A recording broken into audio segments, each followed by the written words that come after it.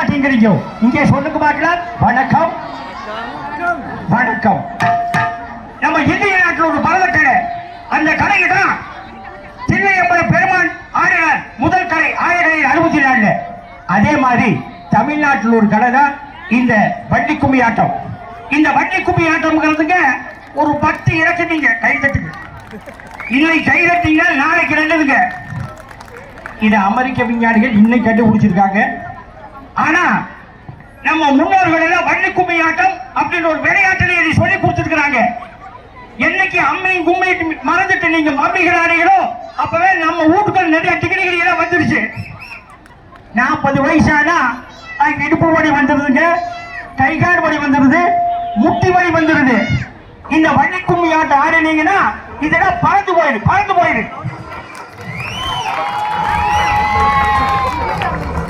யாரெல்லாம் 6 மாசம் விடாம வண்டி கும்மி ஆட்டம் ஆடுறீங்களோ உங்க இடத்துக்கு 6 அடி கூந்தல். இதெல்லாம் பல ஏடுகளை எழுதி வச்சிருக்காங்க, எழுத்தாளி ஒன்று பதிஞ்சு வச்சிருக்காங்க. இதெல்லாம் உங்களுக்கு தெரியாதுங்க. அதனாலதான் இந்த வண்டி கும்மி ஆட்டத்தை ஒரு பக்தி இலக்கியத்தை திரைகள் 5 உண்டு. முருகப்பெருமானுக்கு 6 படை உண்டு. அந்த 5 திரையில முதல் சில குறிஞ்சி திரை. அந்த திரையெல்லாம் வண்டியோடைய அந்த வரலாறு இருக்குது. அதைத்தான் நீங்க எல்லாம் ஆடுறீங்க, பாடுறீங்க, நீங்க எல்லாம் பாக்குறீங்க. யாரு கண்ணு விடுறாங்கோ? அன்பான சான்றோர் பெருமக்களே, இந்த வண்டி கும்மி ஆட்டத்தை பார்க்கிறவங்களுக்கு கண்ணால நல்லா தெரியும், காது நல்லா கேக்கு, நல்லா பசிக்கு, நல்லா சாப்பிடலாம், ஆரோக்கியமா இருக்கலாம். அதனால நீங்க எல்லாரும் கலகலகல ஒரு கைதட்டுக்கு பார்க்கலாம். இன்னைக்கு கைதட்டு, இந்த கைதட்டு 12 பரிசு உங்களுக்கு தாட்டு. எப்படின்னு கேக்குறீங்களா? இன்னைக்கு கும்பாபிஷேக பெருவிழா.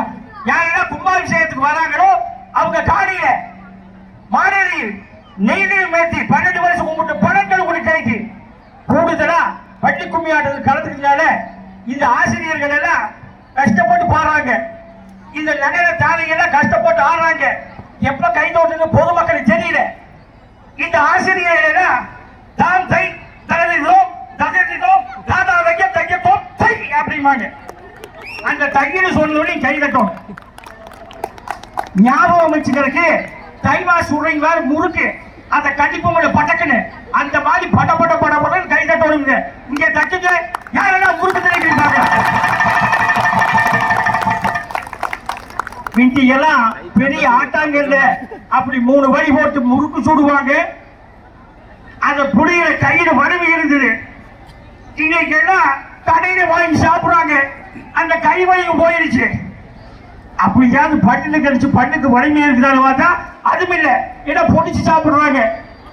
அதனால பட்டு பாதி பேருக்கு வலிமையெல்லாம் போகுது. யாருன்னா வண்டி கும்மி ஆட்டத்துக்கு வந்தீங்களோ அவங்க நீங்களே கையில முறுக்காட்டி, நீங்களே கையில முறுக்கு சுட்டு நீங்களே சாப்பிடுங்க.